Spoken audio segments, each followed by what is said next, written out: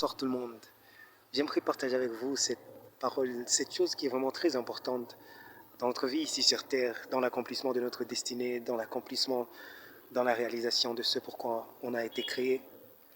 C'est une chose qui demande une certaine maturité spirituelle. Et, eh bien, cette chose, c'est connaître la volonté parfaite de Dieu.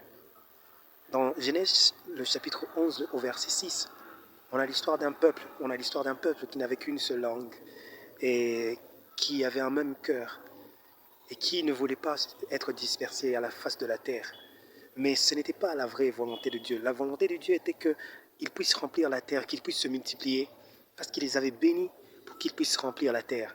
Mais eux ne voulaient pas remplir la terre, ils ne voulaient pas aller partout, mais ils voulaient faire leur propre volonté, créer une tour qui va jusqu'au ciel.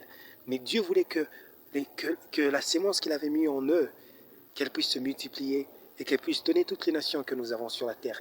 Ils ont formé un projet qui n'était pas un projet qui était en accord avec la volonté de Dieu. Une certaine réussite dans un certain domaine n'est pas toujours synonyme que nous marchons dans la volonté parfaite de Dieu. Tout homme qui a été créé avec une mission. Nous sommes sur terre avec un mandat, avec une mission, avec quelque chose que nous devons faire.